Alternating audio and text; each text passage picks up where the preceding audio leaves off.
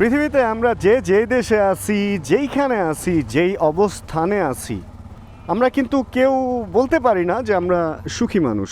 কারণ যেহেতু আমি কমার্সের স্টুডেন্ট, কমার্সে একটা এরকম টপিক ছিল যে চাহিদা হচ্ছে অসীম আর ব্যবসায় ঝুঁকি নেয়াই লাগবে। ঝুঁকি ব্যবসায়ের বেশ বড় একটা পয়েন্ট।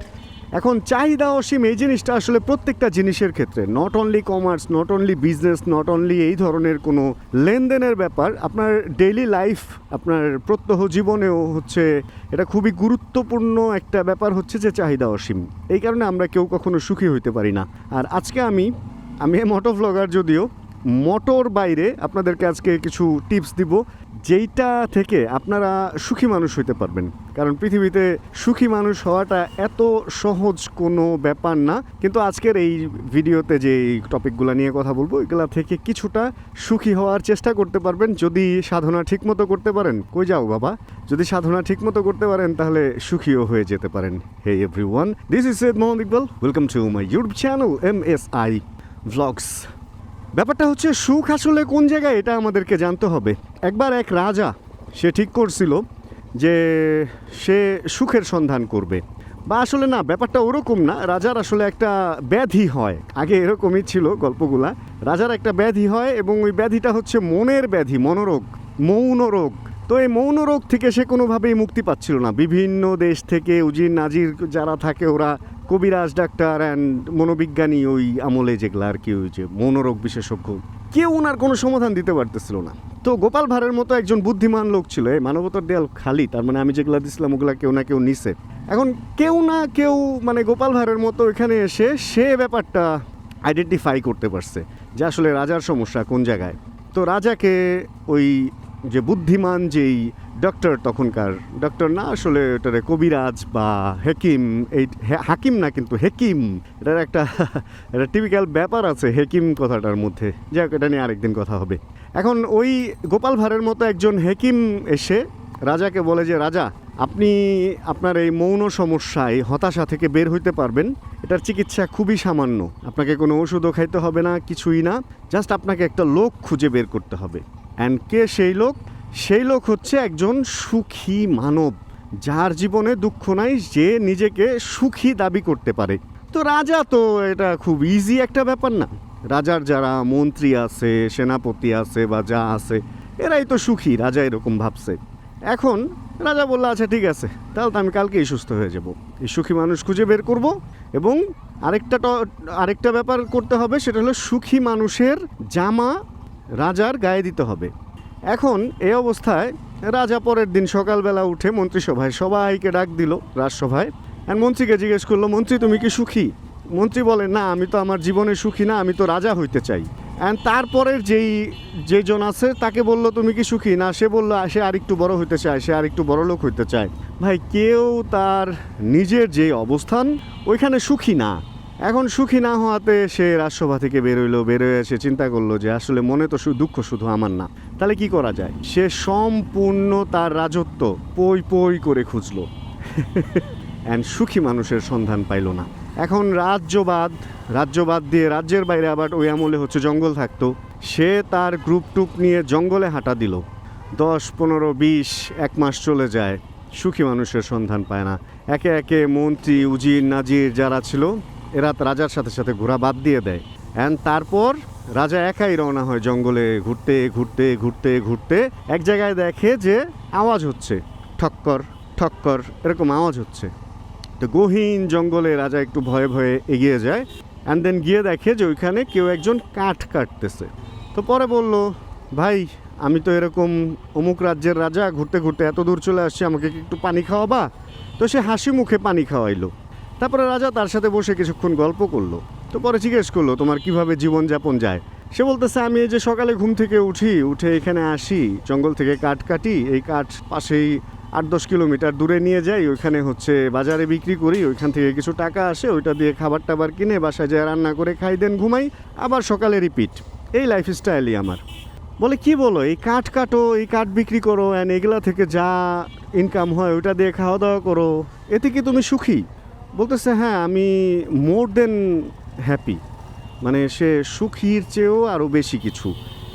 তো রাজা অবাক হয়ে গেছে যে একটা লোকের এতটুকু চাহিদা অথচ সে সুখী। তো পরে রাজা বলল, আচ্ছা তুমি যদি সুখী মানুষই হও তাহলে তোমার একটা জামা কি আমাকে দিবা? বলে হ্যাঁ, কেন না, কিন্তু আমি তো এখন জামা পরা নাই, আমি শুধু প্যান্ট পরা বা লুঙ্গি পরা, তো আমি আপনাকে আমার বাসায় একটা জামা আছে ওইটা দিতে পারবো। তো পরে রাজাকে বাসায় নিয়ে গেল, দেখলে বাসা হলো একটা ওই গোল পাতা টাতা দিয়ে, মানে ছোট্ট একটা নারকেল পাতা গোল পাতা দিয়ে একটা কোনো রকম টং টাইপের একটা বাসা। এখানে এসে থাকে, বৃষ্টি আসলে টুকটাক পানি পড়ে এরকম। তো রাজা বলতেছে তুমি এইখানে থাকো? বলতেছে হ্যাঁ স্যার, আমি এইখানেই থাকি। তারপরেও তুমি সুখী? তার চুলা দেখলো, তার একটা মাত্র হচ্ছে রান্না করার পাতিল, একটা মাত্র প্লেট। তো রাজা অবাক যে আসলে এই লোক হ্যাপি।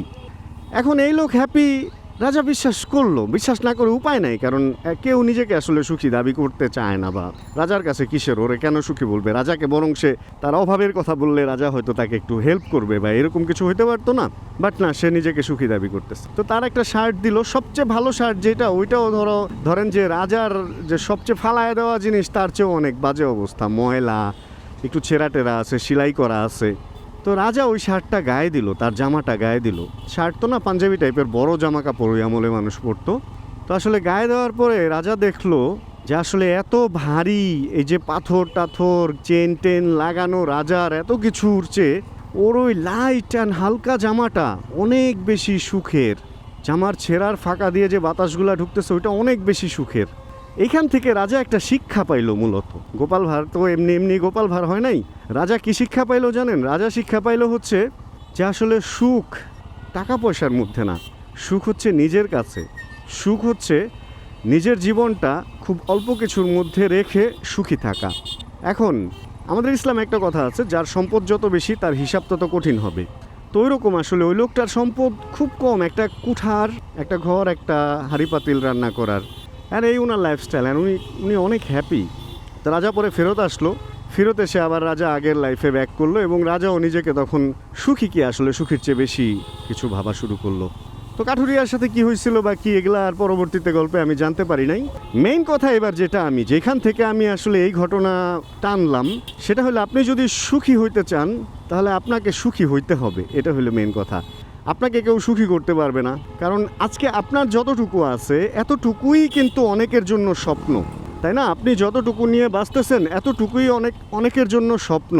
আমার জিনিসটা চিন্তা করেন, আমার এখন কয়েকটা বাইক আছে, আমি 3 বেলা সুন্দর খাইতে পারতেছি, জামা কাপড় কিনতে পারতেছি, বন্ধু বান্ধবের সাথে সময় দিতে পারতেছি, টুকিটাকি বিজনেস অ্যান্ড সবই করতে পারতেছি। তো একটা মানুষের লাইফে এর চেয়ে বেশি কিছু চাওয়া থাকা, ওটা হচ্ছে আভিজাত্য দেখানো। এখন আমি এতটুকু নিয়ে সুখী, এজন্য আমার লাইফটা সুখী। আমি যদি অতটুকু নিয়ে সুখী না হইতে পারতাম তাহলে আমার লাইফটা হইলো দুঃখী।